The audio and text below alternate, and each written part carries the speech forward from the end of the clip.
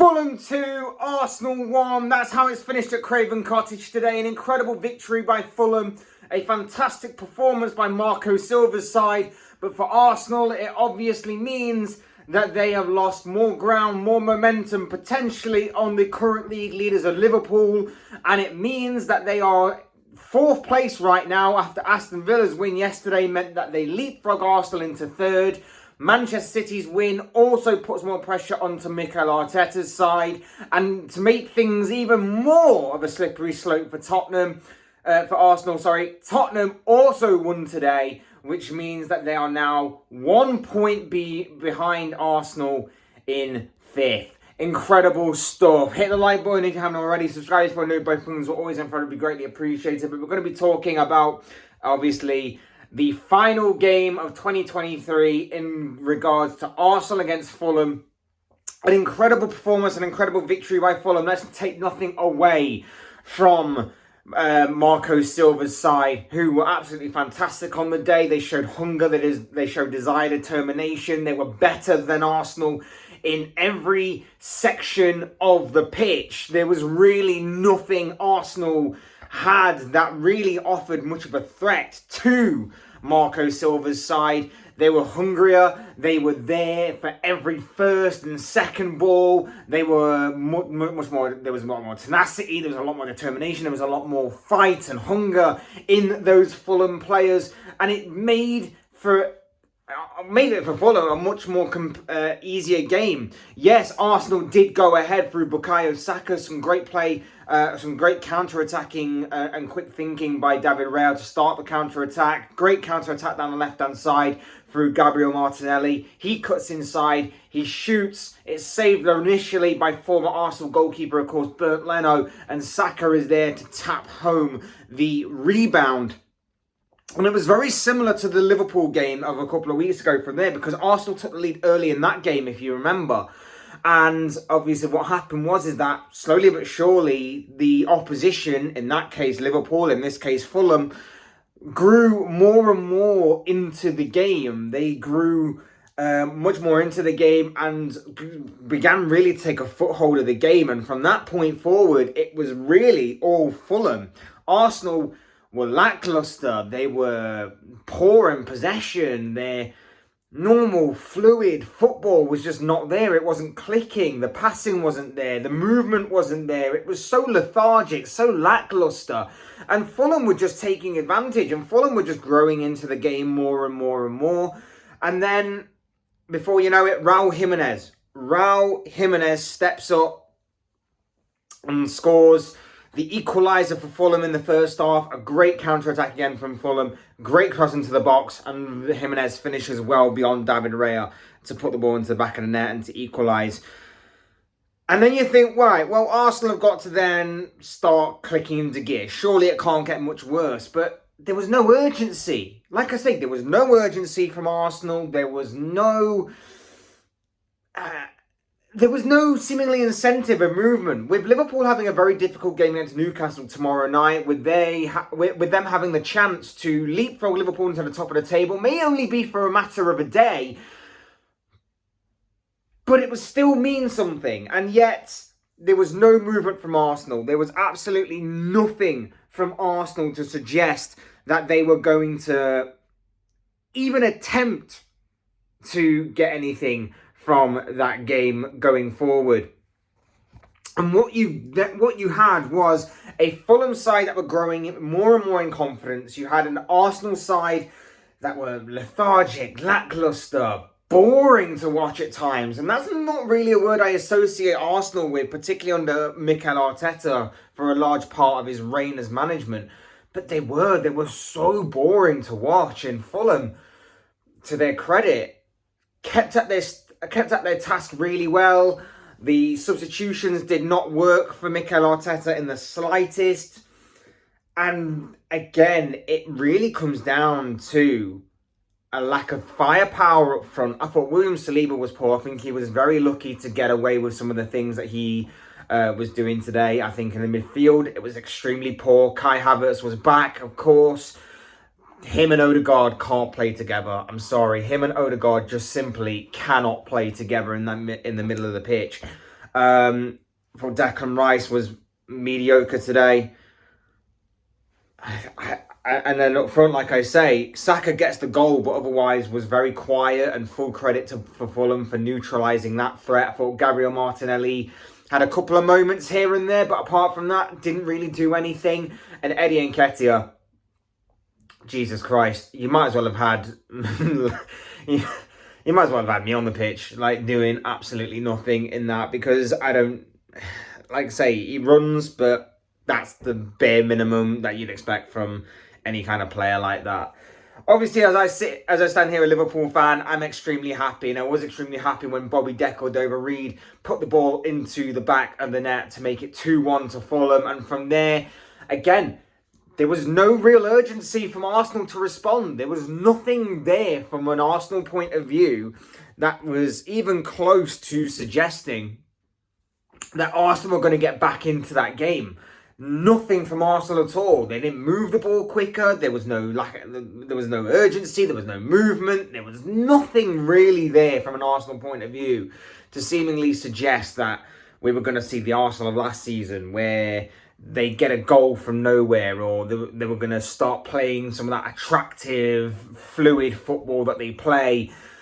There was just nothing. There was absolutely nothing from Arsenal, and Fulham were pretty much comfortable in the end and could have actually gone and scored a couple more. Pereira hit the post from a dangerous free kick.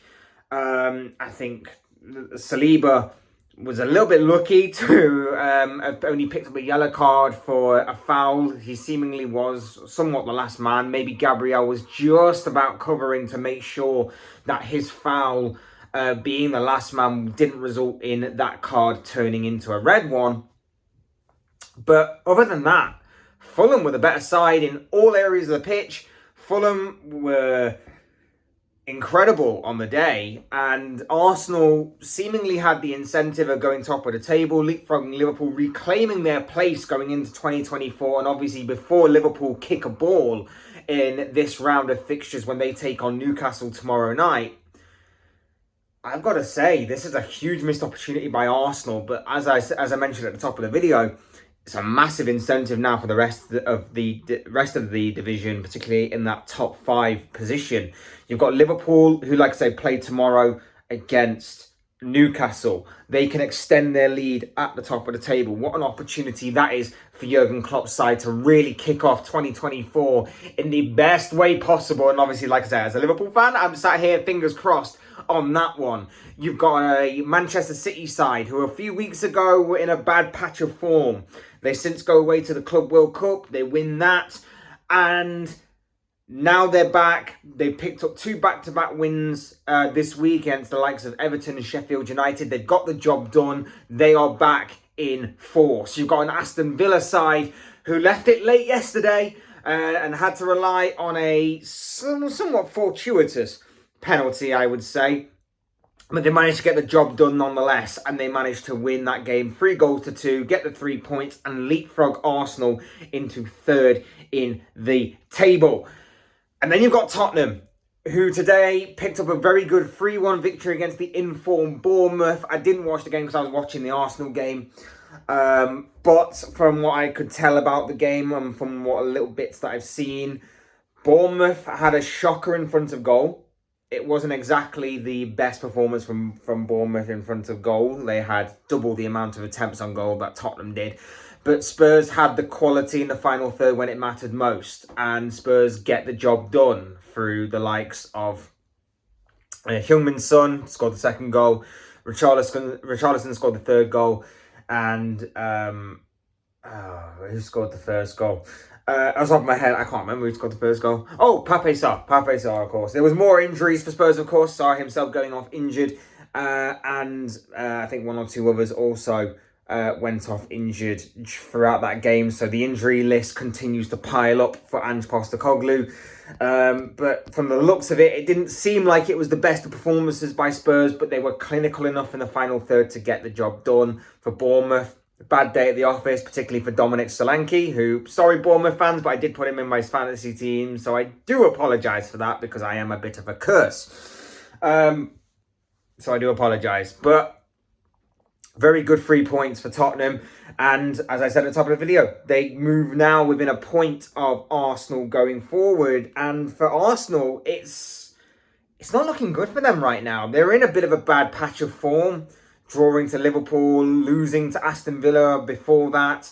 And then, of course, losing to Fulham today, losing to West Ham, of course, midweek. It's a bad patch of form to be ending 2023 on, and it begs the question now as to which direction do Arsenal go. Obviously, the January transfer window is around the corner. There has been plenty of speculation surrounding Arsenal in terms of what they need. Will an Ivan Toney figure now be coming through the door at the Emirates this winter? Will things in the past few games only escalate the amount of business that Arsenal do in January? Because don't get me wrong, the league is definitely there for the taking. The league is 100% there for the taking. Not just from Liverpool's point of view, but from not just from Arsenal's point of view, but from Liverpool's point of view as well. The league is certainly there for the taking, and I think whoever has the better January transfer window will ultimately decide which way the league will go. Each of the three teams, and I'm not going to count Aston Villa just yet because I still need to see more from them for them to convince me that they are in a proper title race. But let's face it, we also have to somewhat consider them and not completely ignore them. But if we are to go with a genuine three-horse race that everybody seems to suggest it's going to be between Liverpool, Arsenal and Manchester City, it's going to be about which of these three teams has the best January transfer window. And all three of these teams need to buy if they want to secure that Premier League title at the end of the season. You've got Man City with needing reinforcements, particularly in that midfield area, in my opinion, and maybe a little bit defensively as well. You've got Liverpool that you could argue maybe need a midfielder. You could also argue that they may need a more clinical striker in the attacking third. You could also argue that maybe they need to get some defensive cover and maybe start moving Trent into a more permanent midfield position. So there are plenty of options there for Liverpool as well. And as for Arsenal, look, one of the things I've been critical of them in the past and in recent times has obviously been their firepower up front. I don't believe that their attack is anywhere near clinical enough right now, or not as clinical as it was of last season when we saw them. It's not as fluid. It's not as lethal. It's not as devastating. And some of that may be down to the midfield. I know they've been missing Thomas Partey a lot this season. I know that obviously Kai Havertz has been somewhat inconsistent, hit and miss. But I think the drops in performances of the likes of Saka, Martinelli, Odegaard especially, just not being at their clinical best, not being at their consistent best of last season has also harmed Arsenal. So you can maybe look at their attack needing to be somewhat re-energized and somewhat changed and modified. You can maybe look at their midfield as well. And I would say goalkeeper, but let's face it, we've covered enough on the goalkeeper to last us a lifetime. So we won't be talking about that particular area for the Gunners, but in particular the midfield and attack do need some attention to, no doubt about it. But the interesting part is that this was all a huge gamble by Mikel Arteta. The 60 million on Havertz, the goalkeeping situation, these were all big gambles on Arteta. And the big worry for Arteta would have been that if this was to backfire, it backfires on him particularly hard. And it seems to be right now. The goalkeepers have never been, and I don't think you can criticise David Raya today for either of the goals, but the goalkeeping situation has always been a very fragile and lethal kind of subject that many people have been waiting to backfire to hit him over the head with. The Kai Havertz one, no one could understand the money that was being paid for, and it seems to have actually impacted Arsenal as a whole, as in it seems to have impacted one particular player in particular, and that's Martin Odegaard. As I said at the top of the video, I don't think both of them can play in the same starting 11 as each other, unless Havertz is going to be somewhat of a winger, which is not really his position. He can play there, obviously. He's versatile enough to do it, but it's not a long-term solution. It's more of a, I'll play you there for the odd game here and there kind of situation. Odegaard's performances seemingly have dropped because of him. Not completely putting it all on Havertz, of course. Odegaard has to take some responsibility for himself. He hasn't been up to the races this season. I'm loving it as a Liverpool fan. Don't get me wrong, I'm loving it as a Liverpool fan. And long may the downfall of Arsenal somewhat continue if it is obviously going to benefit Liverpool. But at the same time, I have to be open, honest, and truthful in my words and how I speak. And I've got to be honest, it's looking like a very volatile, very delicate situation for Mikel Arteta going forward now. I imagine there's a very, very many unhappy Arsenal fans, and they're going to be using those kinds of things to beat Mikel Arteta over the head with, and maybe it is somewhat of a conversation to have surrounding Arteta. You know, he's been there for 4.5 years now. He's won an FA Cup there in his first season with not really his squad, which is still impressive in itself and still worthy of respect and recognition. But since then, of course, a lot of money has been pumped into this Arsenal project that at the moment is coming up fruitless. No silverware in sight. And this season, it may be a bit reactionary to say that there is going to be nothing to show for Arsenal at the end of the campaign. There is obviously still the FA Cup. There is obviously still the Champions League, Premier League. I know some people may laugh at those kinds of things, but at the end of the day, like I say, if January comes around and Arsenal can again pull the rabbit out of the hat in terms of a monumental, massive, game-changing signing in this winter transfer window, then who knows what the future may hold for Arsenal. But they certainly need to look at their firepower up front. They certainly need to look at their midfield, and they need to adapt quickly. They need to change something very quickly. Otherwise, the league is going to run away from them before we even get to the final run-in of the season. And it's going to be on Mikel Arteta's head, because I've said it before and I'll say it again. If Arteta does not win anything this season, he should go. He should go because everybody else seems to have this amount of pressure put on their shoulders. Pochettino right off the bat at Chelsea, Eric Ten Hag at Manchester United.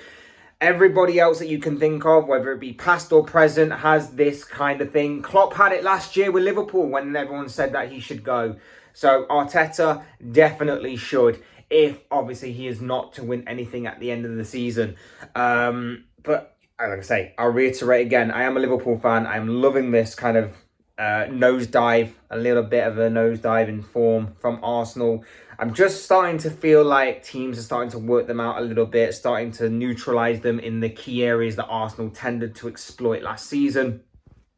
And I think Arteta needs to come up with something different. He needs to evolve. He needs to obviously adapt, because that's what all the best managers do. And that's what all the title-winning and trophy-winning managers always do. They always adapt, they always change, they modify, and they evolve. And Arteta certainly needs to do that. He needs to somehow get Saka, Odegaard, and Martinelli firing on all cylinders again. He needs to somehow get a tune out of Gabriel Jesus or Eddie Nketiah going forward.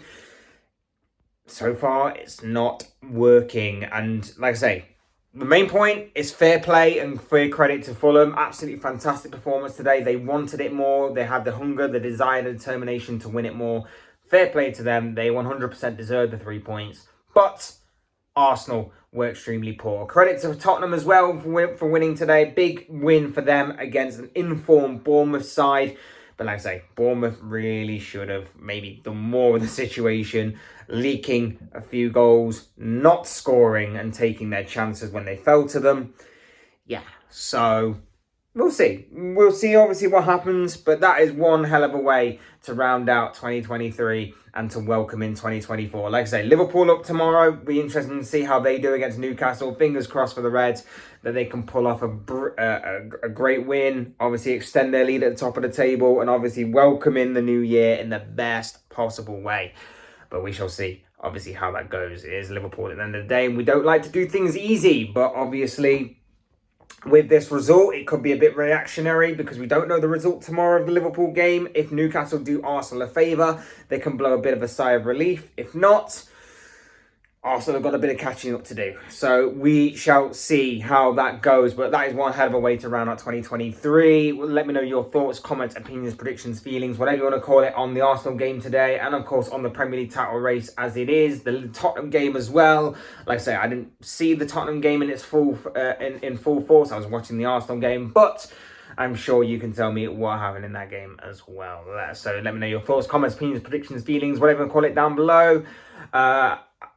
Otherwise, hit the like button on the way up if you enjoyed the video. Subscribe if you're new and want to see more content like this. Both things are always incredibly greatly appreciated. And as always, thank you all so much for watching and listening. I've been Fletch. This has been another Fletch Talks video. Have a great and safe new year. Stay safe, stay calm, and enjoy. And I'll see you all in the new year. Take care. See you all soon.